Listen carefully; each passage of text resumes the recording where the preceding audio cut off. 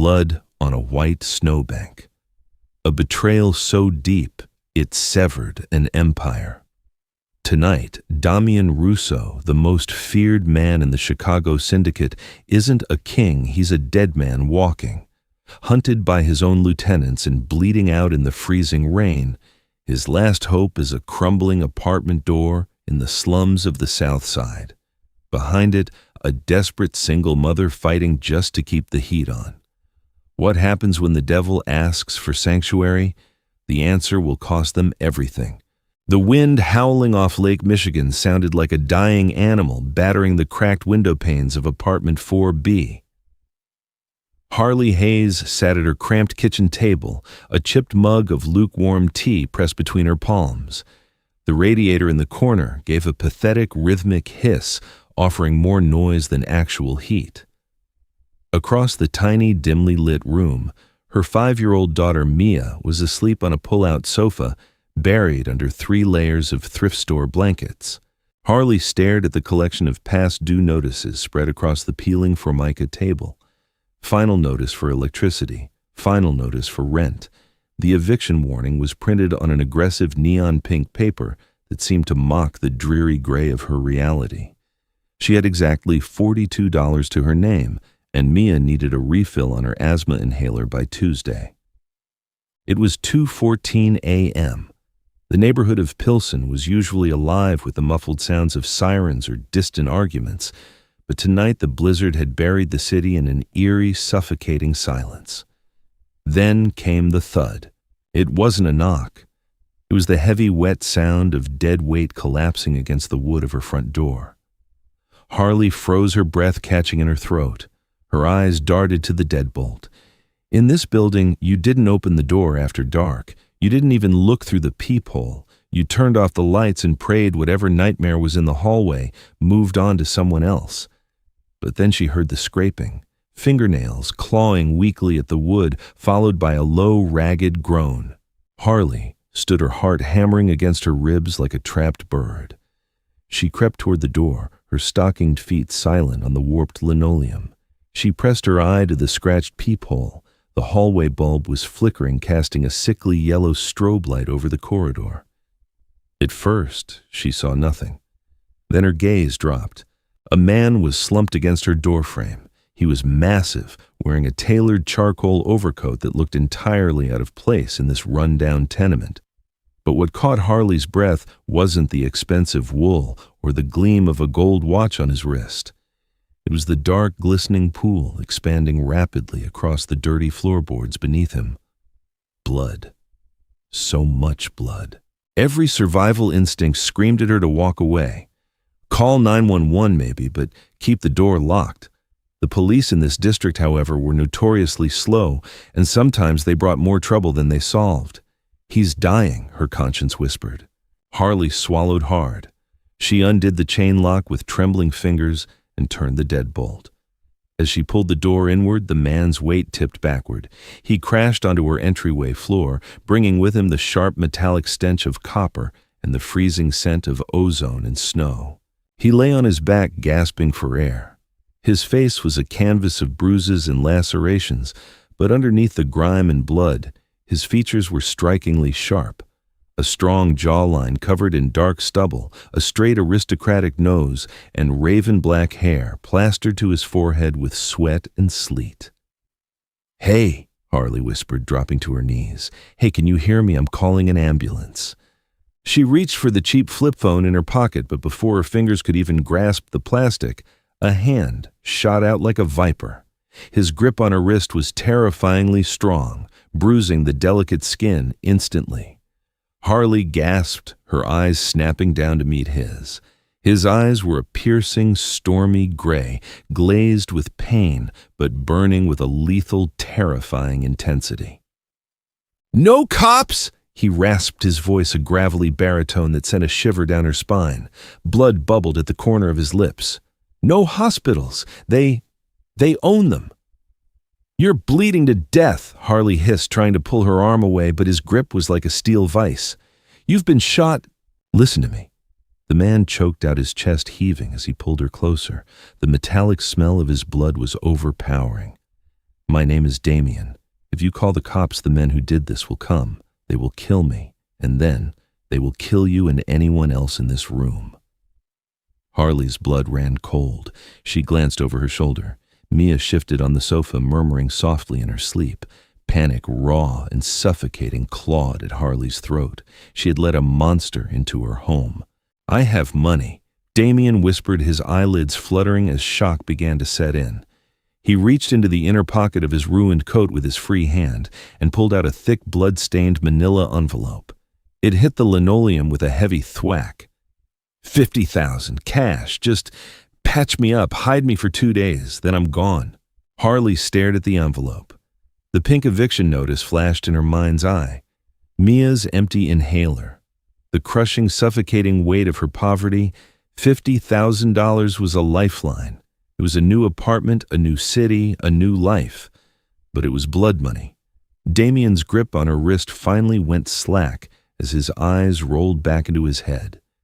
He passed out completely on her floor, leaving Harley staring at the notorious syndicate boss of the city, bleeding out on her $20 rug. She had two choices: drag him back into the hall and wash her hands of him, or make a deal with the devil. Harley looked at Mia. Then she looked at the envelope. With a shaking breath, Harley stood up, locked the door, and went to the bathroom to get her first aid kit. It took Harley 2 hours to clean the mess. She had dropped out of nursing school 3 years ago when Mia was diagnosed with severe asthma, and the medical bills began to drown them. But muscle memory took over. Damien had taken 2 bullets.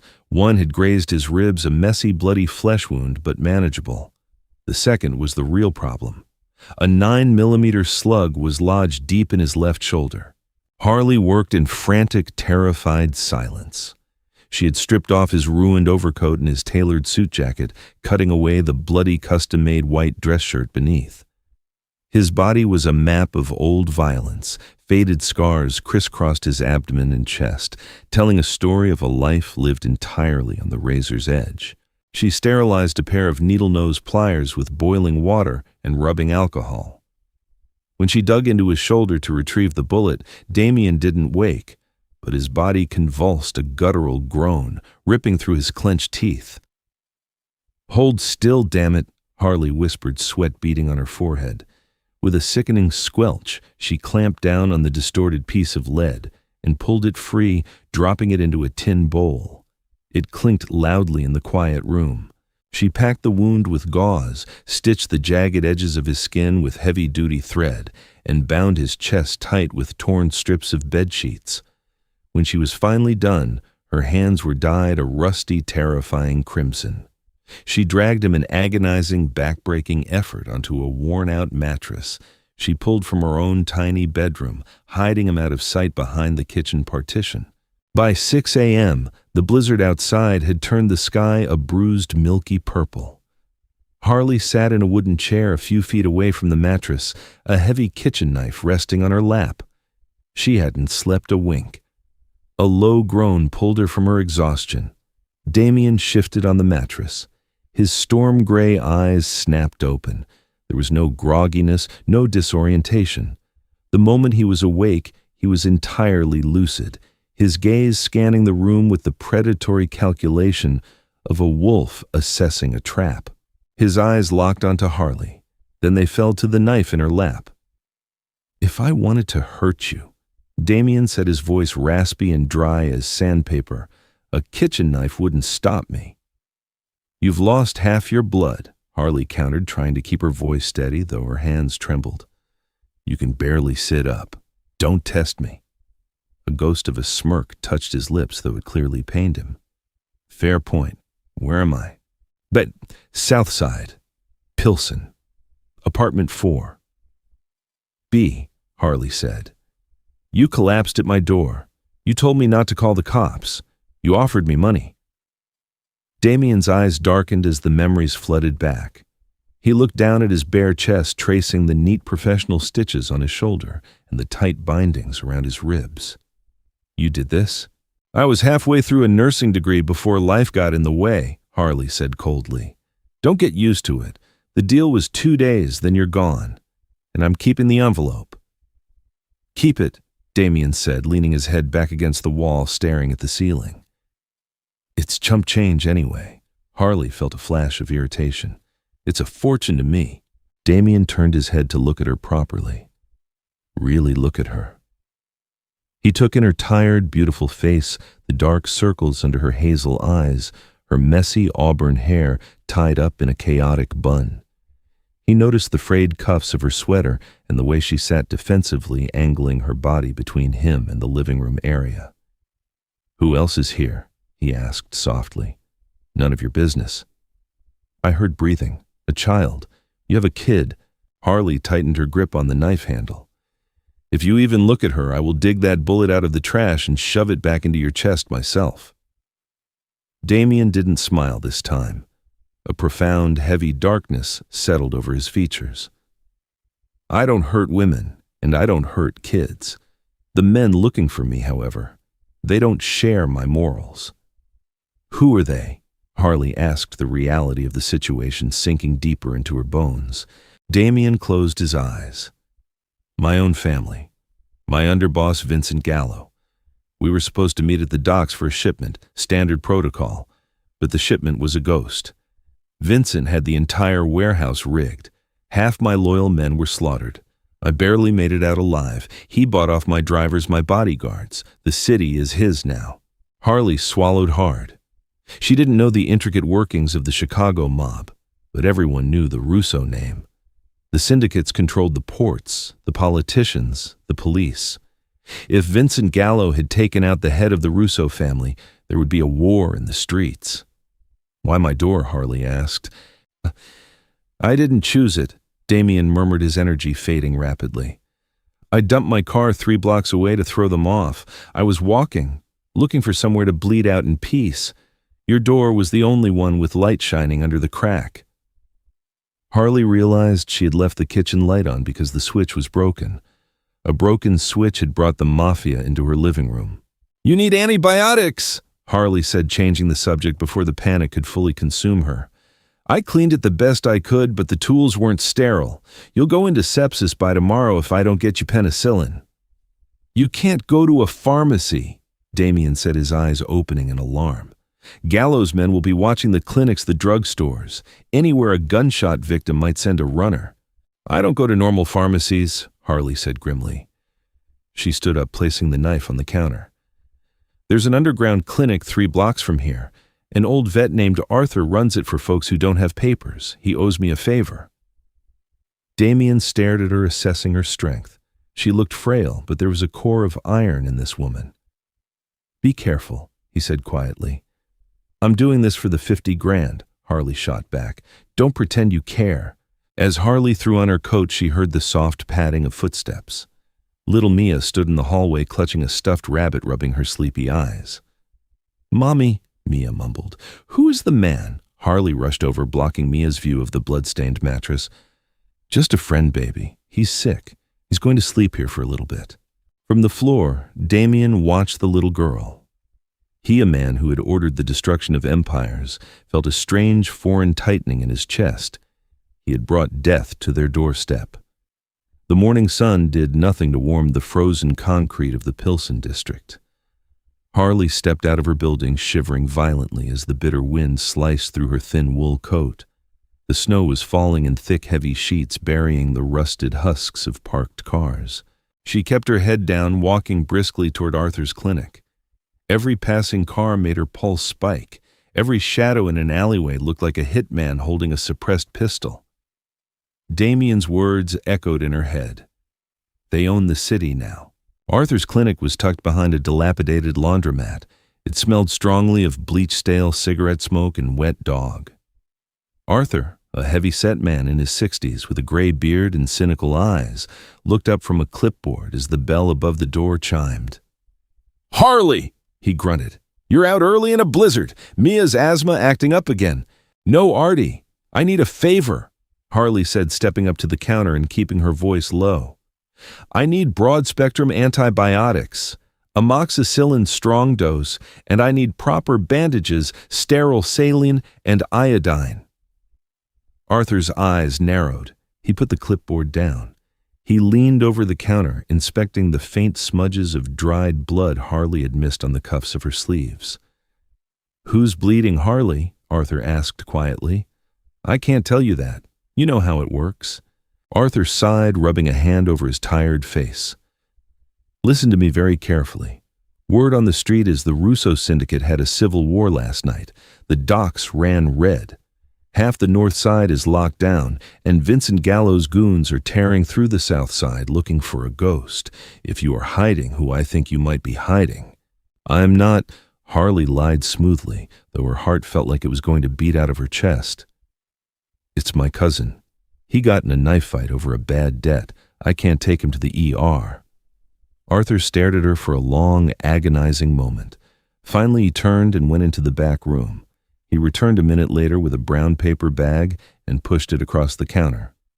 $60, Arthur said. "And Harley, if the men in the black SUVs come knocking, I never saw you." "Thanks, Artie." Harley threw 3 crumpled $20 bills on the counter, money taken from Damien's envelope, and hurried out the door. The walk back was a nightmare. 3 blocks from her apartment, a sleek black Lincoln Navigator rolled slowly down the snow-packed street. It had tinted windows and no license plates.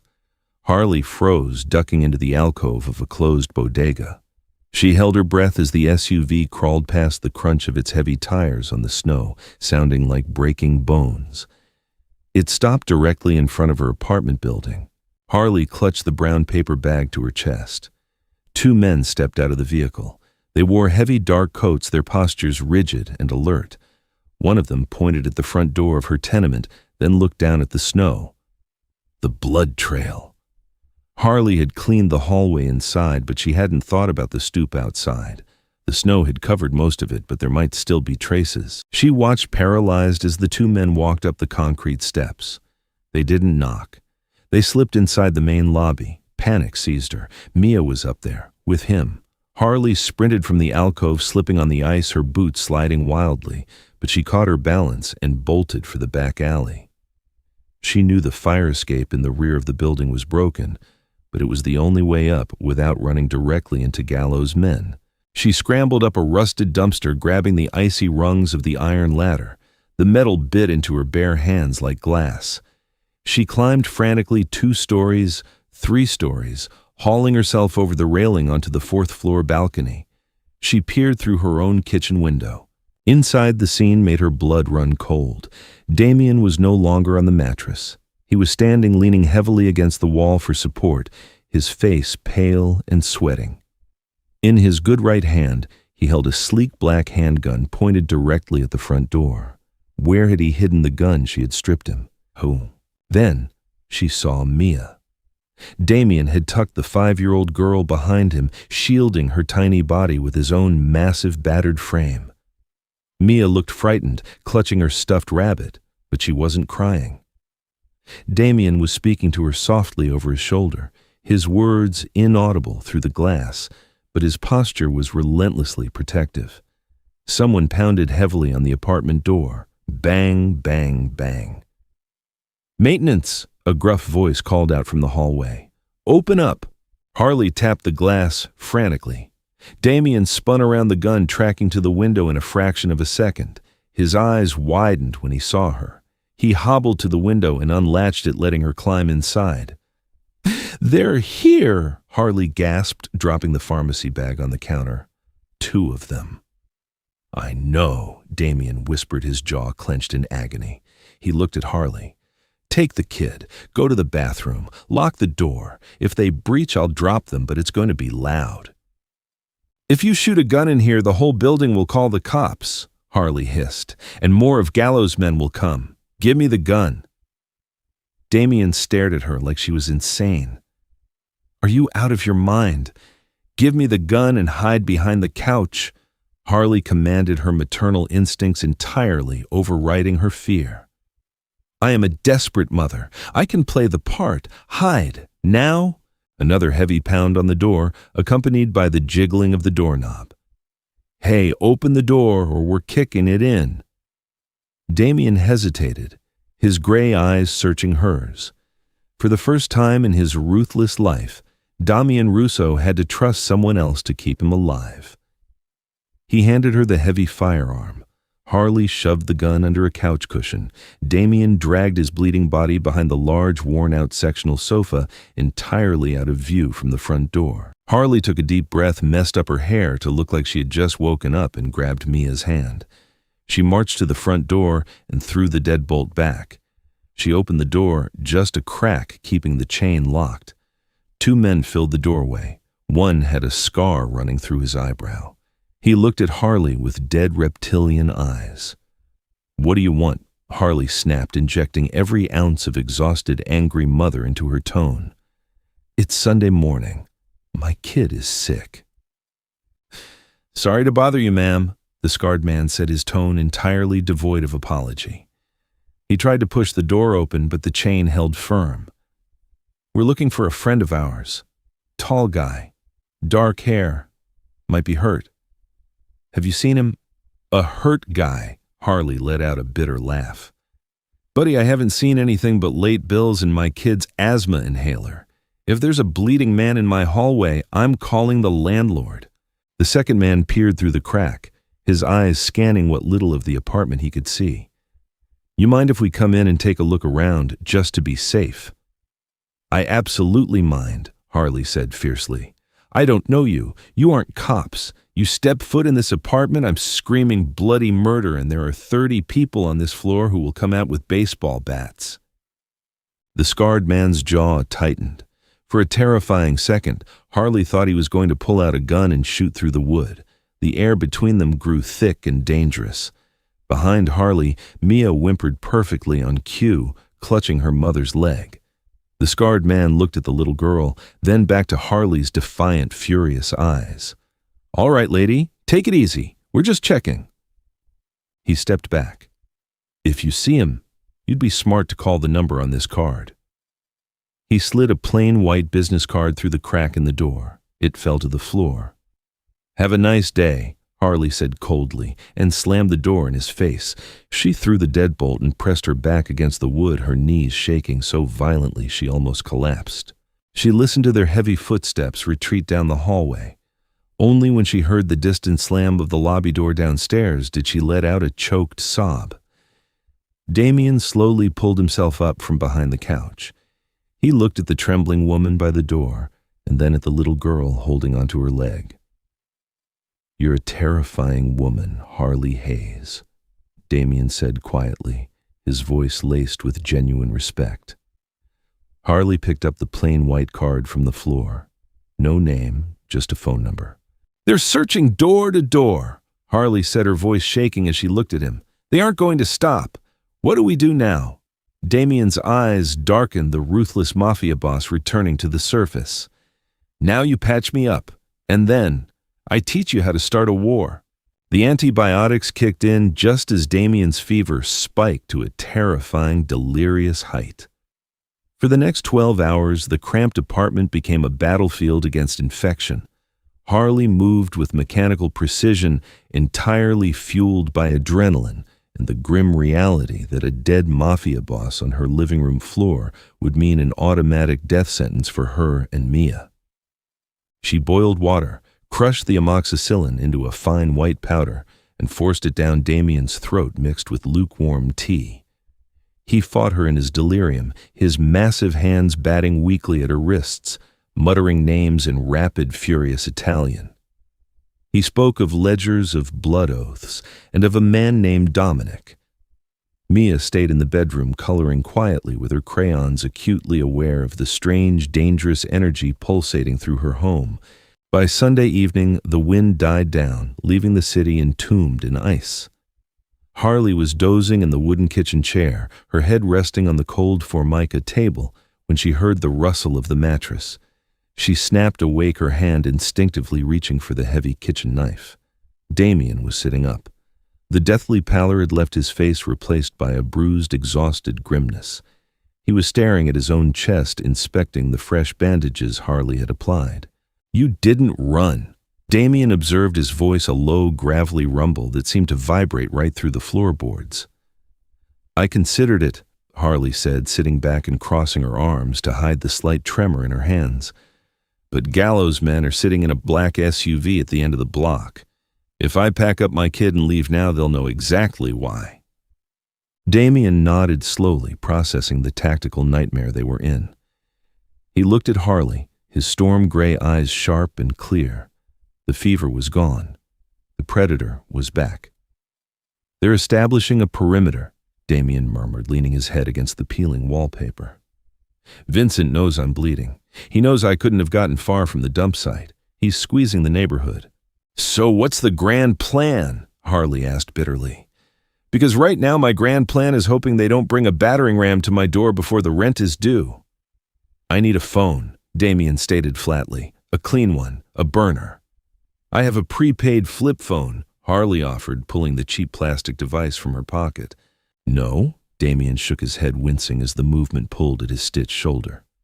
"Vincent has the local cell towers monitored. The moment I dial a known syndicate number, he'll triangulate the signal. They'll have a strike team kicking down your door in less than 5 minutes. Harley's breath hitched. "Then how do you contact your people?" "There is a protocol for this." Damien explained, his gaze locked onto hers with unsettling intensity.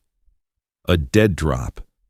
I need you to go to a specific location, use a specific payphone, and call a number. You will leave a message for my top captain, Dominic Rossi.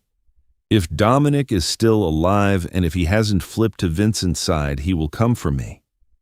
And if he has flipped, then I'm dead, and I'll make sure to crawl out into the hallway before I expire so you don't have to clean up the mess," Damien replied without a trace of irony. Harley stared at him.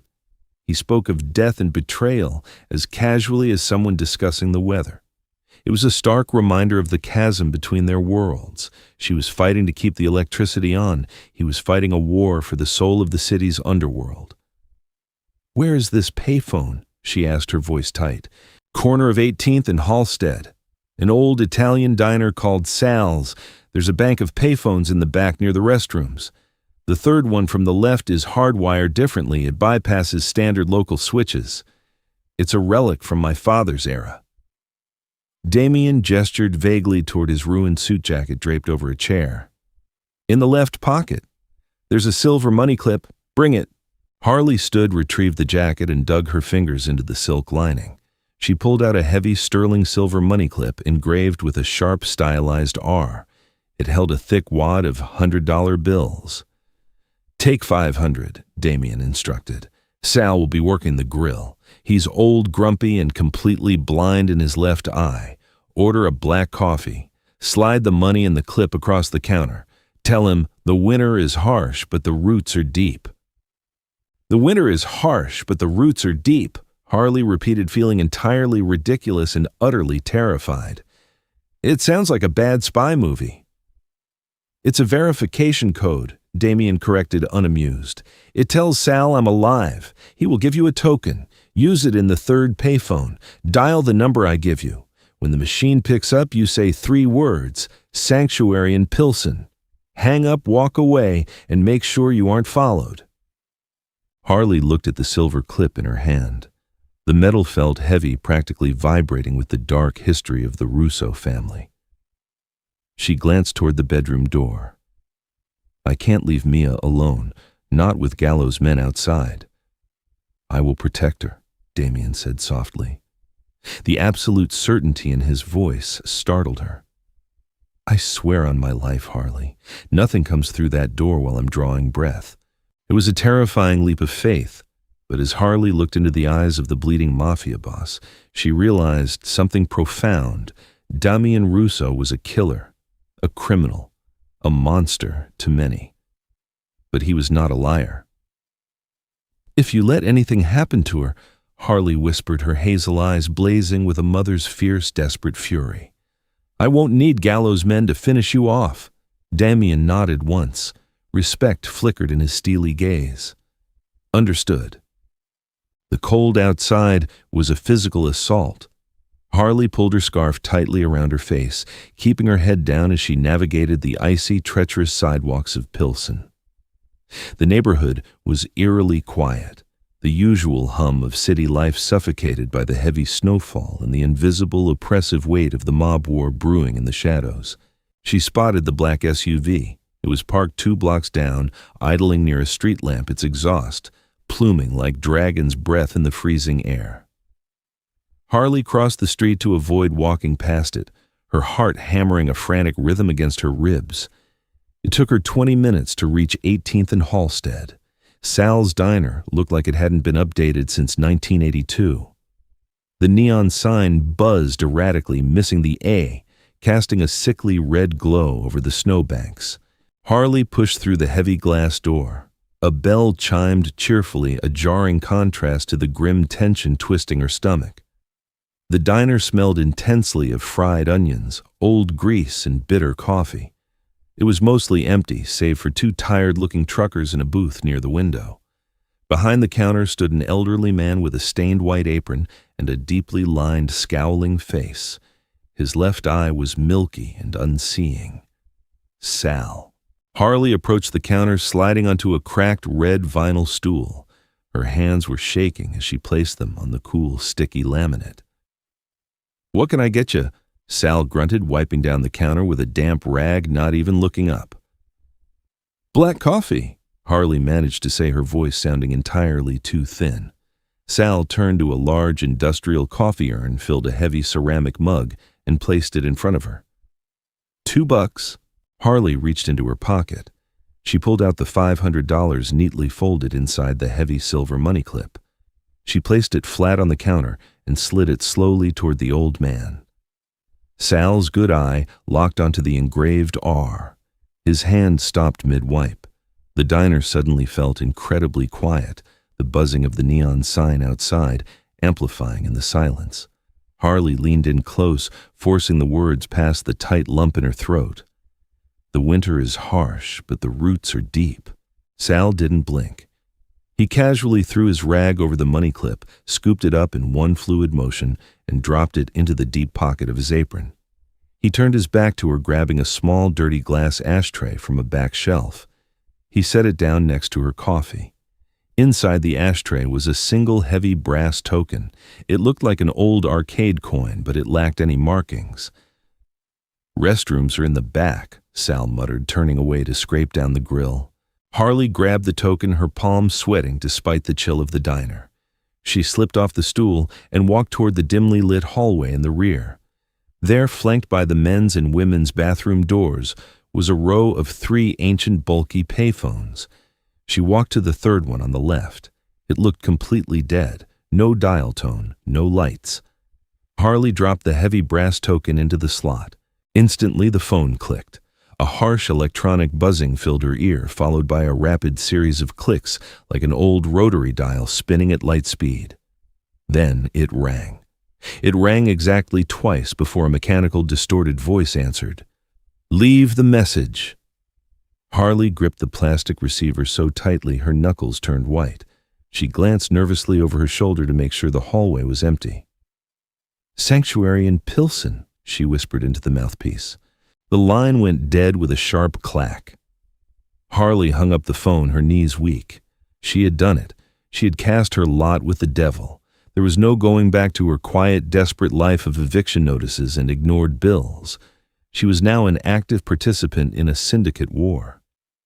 She hurried back into the main dining area, leaving her coffee untouched, and pushed her way out the door into the freezing night. She needed to get back to Mia. Fast. Harley jogged down the icy sidewalk, her boots slipping, her breath pluming in the air. She took a shortcut down an alleyway behind a row of closed auto shops, hoping to shave 5 minutes off her return trip. It was a fatal mistake. Halfway down the alley, the crunch of heavy boots on snow echoed behind her. Harley froze. She turned her head slowly.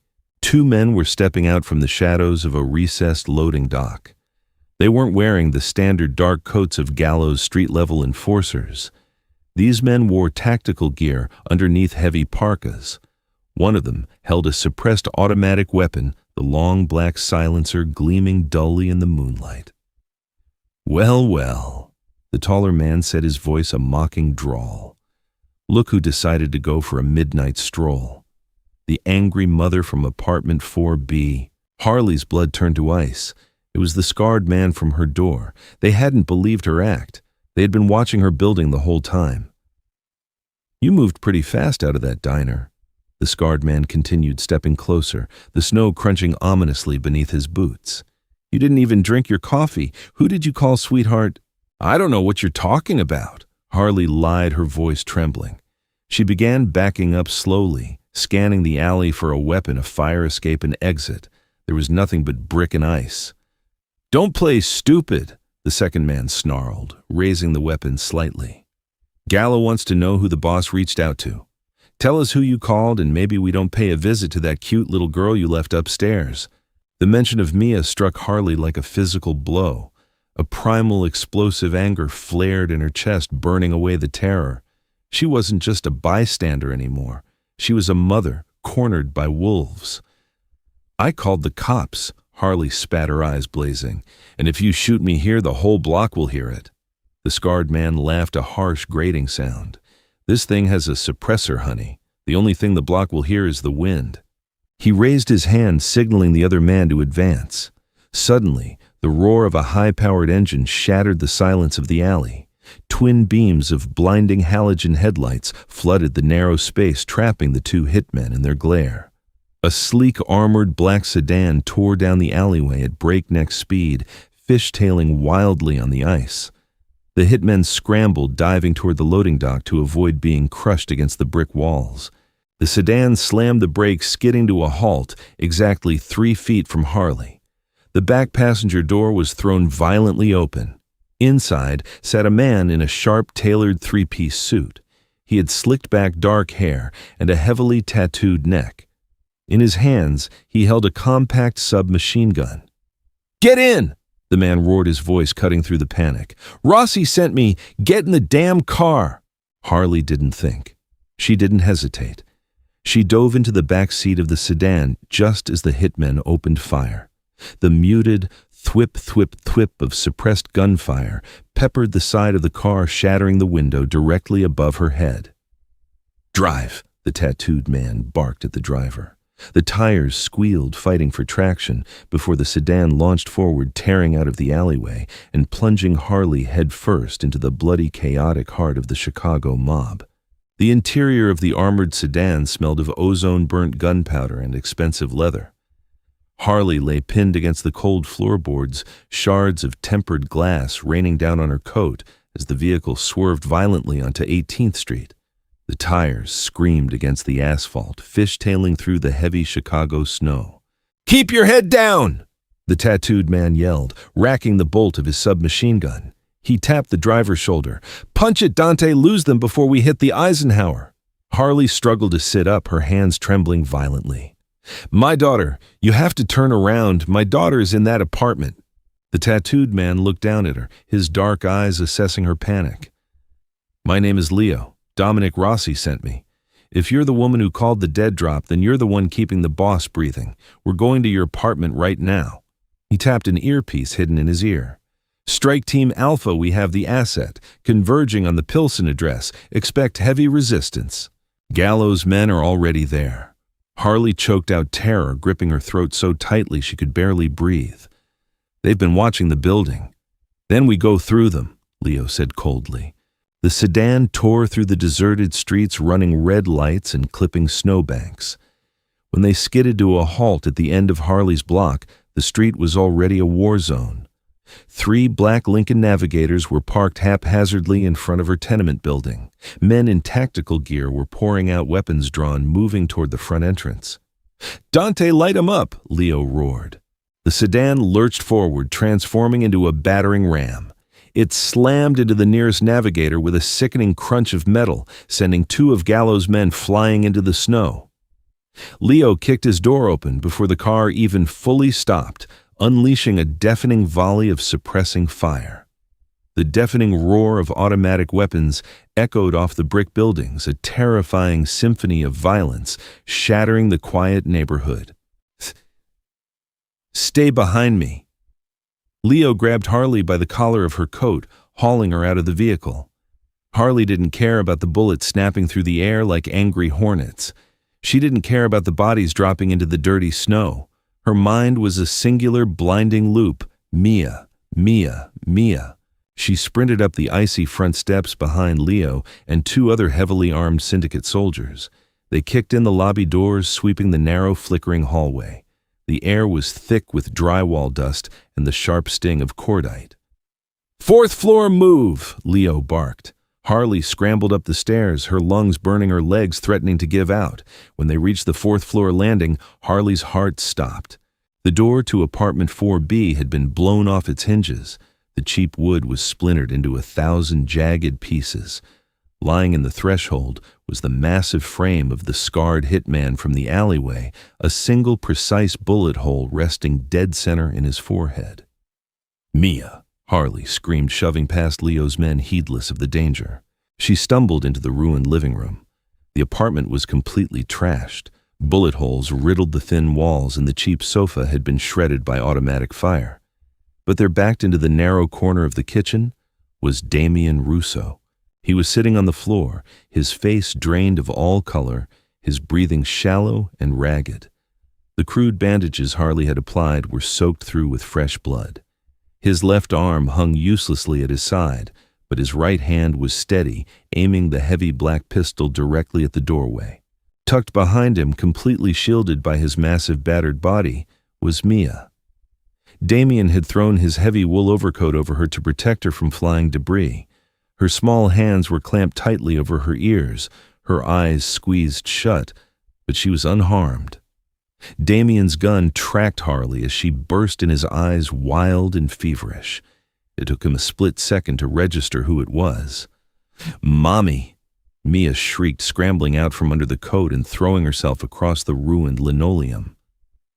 Harley dropped to her knees, catching her daughter in a desperate, crushing embrace. She buried her face in Mia's hair, sobbing uncontrollably. "I've got you. Mommy's got you." Leo stepped into the apartment, his weapon lowered. He looked at the dead hitman in the hall, the shredded room, and finally at the bleeding boss on the floor. "You look like hell, boss," Leo said, his voice thick with relief. Damien let his head fall back against the cabinets, the pistol slipping from his fingers. "Took you long enough, Leo. Get us the hell out of here." Two medics rushed into the room, immediately dropping bags of high-end trauma gear. They began packing Damien's wounds, injecting him with morphine and broad-spectrum antibiotics directly from vials bearing the label of a private Medline pharmaceutical cache. Harley clutched Mia, rocking her back and forth. Damien looked past the medics, his storm-gray eyes finding Harley's. Amidst the blood, the ruin, and the sirens now wailing in the distance, a silent vow passed between them. He had kept his promise. Now, her life belonged to the syndicate. They didn't go to a hospital. They didn't go to a basement clinic. The armored convoy bypassed the chaos of the South Side, entirely slipping onto Lakeshore Drive and heading straight for the Gold Coast. Harley sat in the back of a luxury transport van, her arms wrapped protectively around a sleeping Mia. The adrenaline crash had left her numb, her eyes staring blankly at the passing city lights. She felt like a ghost, completely detached from the reality of the leather seats and the armed men riding in the front. The convoy descended into a private subterranean parking garage beneath a gleaming glass high-rise. They took a private elevator equipped with biometric scanners straight to the penthouse level. When the polished steel doors parted, Harley stepped into a world she had only ever seen in magazines. The safe house was a sprawling multi-million-dollar fortress in the sky. Floor-to-ceiling bulletproof windows overlooked the icy black expanse of Lake Michigan. The floors were heated Italian marble, the furniture custom minimalist leather. It was a gilded cage, isolated entirely from the poverty she had fought so hard against just hours ago. Damien was rushed into a converted master bedroom that looked more like a state-of-the-art trauma bay. A private surgeon, a man with slicked-back gray hair and a calm clinical demeanor, was already scrubbing in. "Take the child to the East Wing," Leo instructed a female operative, gesturing toward a hallway lined with modern art. "Get her whatever she wants, food, toys, whatever." "I'm staying with her," Harley snapped instantly, her maternal instincts flaring. She gripped Mia tighter. "No one takes my daughter from me." "No one is taking her, Harley," A deep, smooth voice echoed from the foyer. A man stepped into the ambient light of the living room. He wore a perfectly tailored midnight blue suit, his dark hair cut impeccably. He possessed a sharp, intelligent face, but his eyes held the same ruthless calculation as Damien's. This was Dominic Rossi, Damien's most trusted captain. Dominic approached slowly, raising his hands in a placating gesture. "My name is Dominic. You saved my boss's life tonight.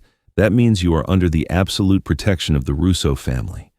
But Vincent Gallo knows what you look like. He knows your address. He has eyes in the Chicago Police Department. If you walk out of this penthouse, you and the little girl are dead before sunrise." Harley's stomach plummeted. "I just wanted to pay my rent," she whispered, the sheer absurdity of her situation crashing down on her. "I just wanted to buy her medicine." "I know," Dominic said softly. "The East Wing has a bedroom. It's safe. Settle her in. The doctor needs to operate on Damien immediately. When he wakes up, he's going to want to see you." For the next 3 hours, Harley sat on the edge of a massive cloud-like king bed. Mia slept soundly, exhausted by the trauma and comforted by the warm, luxurious blankets. Harley couldn't sleep. She paced the room, her reflection staring back at her from the floor-to-ceiling windows. She was trapped. She had traded the terror of poverty for the terror of the Mafia. Around 4 a.m., there was a soft knock on the door. Leo stood in the hallway. "He's awake. He's asking for you." Harley followed Leo down the sprawling hallway. The master bedroom smelled strongly of antiseptic and iron. Damien was propped up against a mountain of white pillows.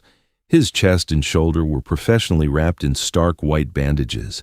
Intravenous lines fed clear fluids and painkillers into his arm. He looked pale, but the dangerous magnetic aura that surrounded him had returned in full force. The surgeon and Dominic were standing by the window, speaking in hushed tones, but they fell silent and left the room as Harley entered, closing the heavy oak doors behind them. Harley stood at the foot of the bed, her arms crossed tightly over her chest. "You're alive. Thanks to you," Damien said. His voice was rough-tired, but his eyes swept over her with intense focus, looking for any sign of injury. "Is Mia okay?" "She's sleeping," Harley replied, her voice trembling slightly. "Damien, your man out there, Dominic, he says I can't leave. He says Gallo's looking for me." Damien's jaw tightened. Dominic is right. Vincent put out a blanket order.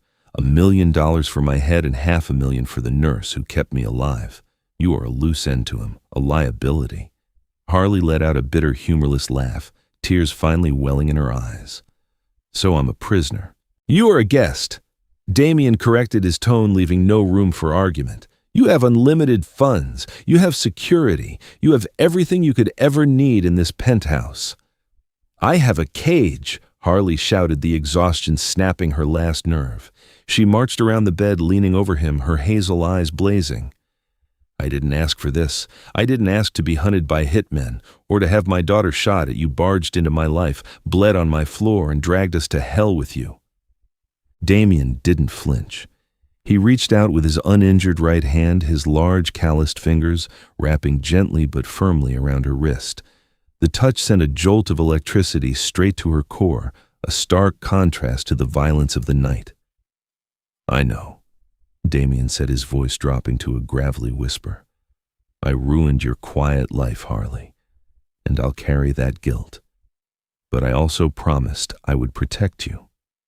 And Damien Russo does not break his word." He pulled her slightly closer.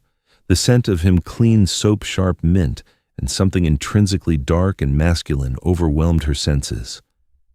"You are mine to protect now," Damien murmured, his stormy eyes locking onto hers with a possessive intensity that terrified her almost as much as the gunman had. "And heaven help the man who tries to take you from me." 3 weeks in the Gold Coast penthouse felt like 3 lifetimes. The bruising on Damien's face had faded to a yellowish hue, and his shoulder was healing with the terrifying, stubborn resilience of a man who refused to die. For Harley, The days blurred into a surreal mix of unimaginable luxury and suffocating paranoia. Mia thrived happily oblivious to the blood that paid for her new silk pajamas and the mountain of expensive toys delivered daily. But Harley couldn't sleep. Every time the private elevator hummed, her pulse skyrocketed. Damien noticed. He noticed everything. In the evenings, when the sprawling city below them glittered like shattered diamonds, Damien would find her on the glass-enclosed balcony. The dynamic between them had shifted from captive and captor to something far more dangerous. It was a slow, agonizing burn. He taught her how to hold the heavy 9mm pistol Dominic had procured for her, his large, warm hands wrapping over hers to correct her grip. He taught her the anatomy of the syndicate, mapping out the families so she knew exactly who wanted them dead. He was building her armor, piece by piece. "You're quiet tonight," Damien murmured, stepping onto the balcony. The sharp December wind whipped his dark hair. He wore a black dress shirt unbuttoned at the collar, revealing the edge of the bandages he still wore. "Just thinking about the rent I'm missing," Harley said dryly, though her heart did the familiar treacherous flutter it always did when he was near. Damien stepped closer, invading her personal space until the scent of his cedar-expensive cologne and danger enveloped her. "Gallo made a mistake today," he said, his voice dropping to a lethal octave. "He called a sit-down with the remaining capos at a warehouse in the Fulton Market District. He's trying to consolidate power, claiming I fled the country." Harley looked up into his stormy gray eyes. "You're going after him." "It wasn't a question. I'm going to end him," Damien corrected softly. He reached out his knuckles, grazing the soft curve of her cheek. The touch sent a shiver straight down her spine. "I take back the city tonight, Harley. And when it's done, you won't have to look over your shoulder ever again. I will give you the world on a silver platter." "I don't want the world, Damien," she whispered, leaning instinctively into his touch. "I just want my daughter to be safe." "She is. You both are." Damien leaned down, his lips brushing hers in a kiss that was entirely consuming, a promise sealed in fire and gunpowder. It was demanding, possessive, and desperately tender. When he finally pulled away, his eyes were burning. "Lock the master suite. Leo and 6 of my best men are stationed at the elevator and the fire exits. Do not open the door until you hear my voice." An hour later, the penthouse was suffocatingly quiet. Damien, Dominic, and the strike team had vanished into the night, leaving Harley alone with the elite guards. Harley tucked Mia into the massive king-sized bed in the master suite, reading her a story until the little girl's breathing leveled out into a soft, rhythmic hum. Harley set the book down and walked to the ensuite bathroom to splash cold water on her face. That was when the lights went out. The entire penthouse plunged into absolute darkness. The subtle hum of the HVAC system died. Harley froze, her blood turning to ice water. The backup generators should have kicked in instantly. The fact that they hadn't meant the system was manually severed from the inside. Harley didn't scream. Panic was a luxury she couldn't afford. She felt her way through the dark bedroom, her fingers closing around the cold steel of the 9mm pistol Damien had left on the nightstand. She racked the slide, the metallic clack echoing loudly in the silent room. She pressed her back against the wall next to the heavy oak bedroom doors. "Leo," she called out, her voice barely above a whisper, straining to hear through the thick wood. Nothing. No radio chatter, no footsteps, just the terrifying heavy silence of the grave. Then she heard it. The soft metallic scrape of a keycard sliding into the electronic lock of the master suite. The heavy deadbolt clicked open. The door swung inward, moving on silent hinges. A figure stepped into the room, silhouetted by the faint moonlight, bleeding through the floor-to-ceiling windows. It wasn't Leo. It was a man named Rourke, one of the daytime security guards Damien had trusted. He held a suppressed pistol in his right hand, scanning the bed. "Gallo says hello," Rourke whispered to the empty room. Harley stepped out from the shadows. She didn't hesitate. Damien had taught her that hesitation killed. She raised the 9mm and pulled the trigger. The gunshot was deafening in the enclosed space, a blinding flash of muzzle flare illuminating the room. The bullet caught Rourke in the right shoulder, spinning him violently. He cursed his own weapon, firing blindly into the ceiling as he collapsed against the dresser. Harley didn't freeze. She stepped forward, kicking the suppressed weapon out of his hand. She pressed the hot barrel of her gun directly against Rourke's forehead as he slumped to the floor, gasping in pain. "Where are the others?" Harley demanded, her voice a terrifying, unrecognizable snarl. The mother from Pilsen was gone. The syndicate queen had arrived. "Dead!" Rourke choked out, blood staining his teeth. "Gallo paid me $2 million to disable the system and let his cleaners up the service elevator. They're in the foyer right now. You're a dead woman, Harley." Harley's eyes darted toward the hallway. Heavy, tactical footsteps were moving rapidly toward the master suite. There were too many of them. She had one magazine. She couldn't hold off a hit squad. She looked at her sleeping daughter, then back down to the traitor bleeding on her floor. She was out of time, out of options, and Damien was miles away. The warehouse in Fulton Market smelled of raw meat and impending death. Damien's boots crunched over shattered glass and brass casings. The raid had been a massacre. Dominic and the Loyalists had descended on Vincent Gallo's sight-down like a tidal wave of vengeance, catching the usurper completely off guard. Now, Gallo was crawling backward across the concrete floor, clutching a gaping wound in his stomach. Damien walked toward him, slowly reloading his weapon with chilling precision. "You're a relic, Damien." Gallo spat, coughing up blood. "You think killing me changes anything I already won?" Damien paused, the cold barrel of his gun coming to rest against Gallo's temple. "You took my men. You took my docks. What could you possibly have left to win?" A grotesque, bloody smile stretched across Gallo's face. "I bought Rourke. The cameras in your penthouse have been blind for 20 minutes. My cleaners are already there.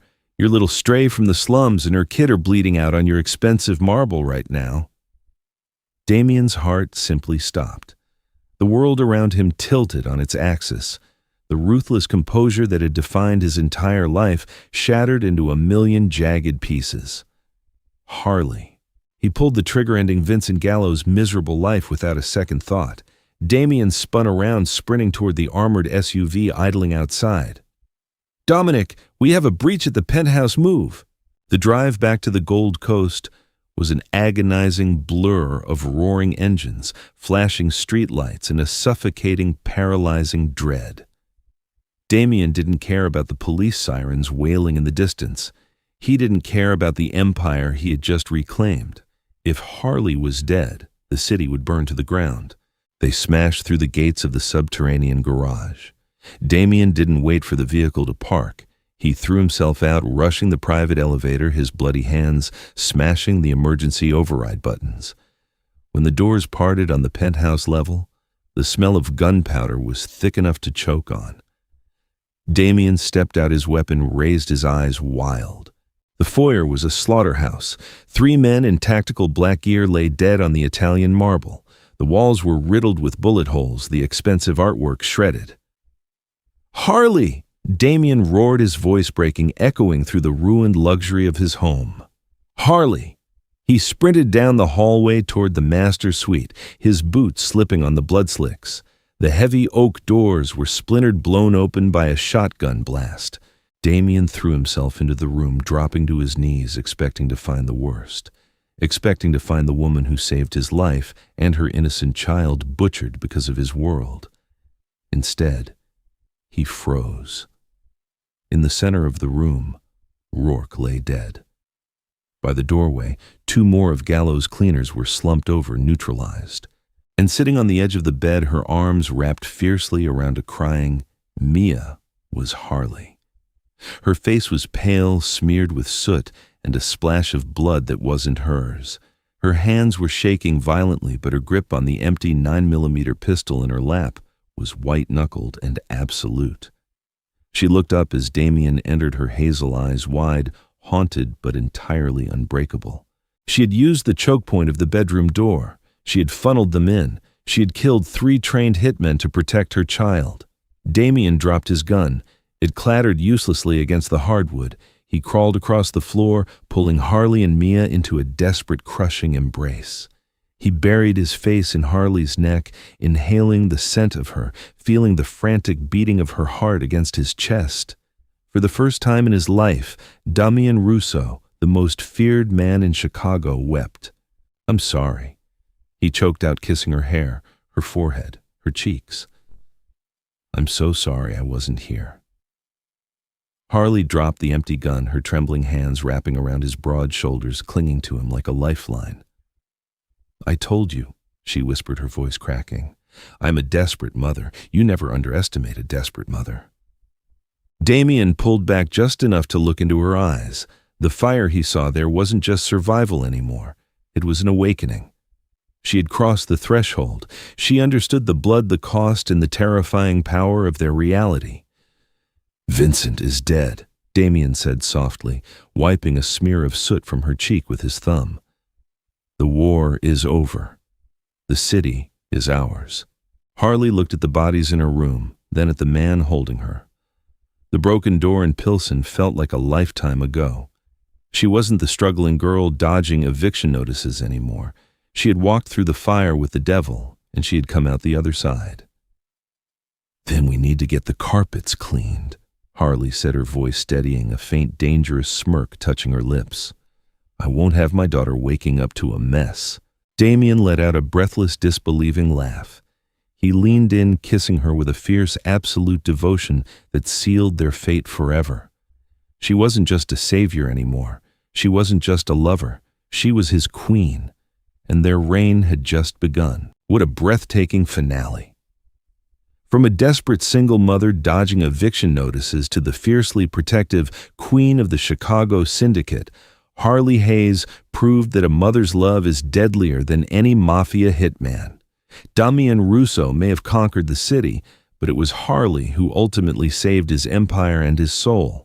If you loved the intense romance, the explosive action, and the unbelievable twists in this story, smash that like button and subscribe to the channel. Leave a comment below telling us what you thought of Harley's incredible transformation. Share this video with your friends and hit the notification bell so you never miss another thrilling saga.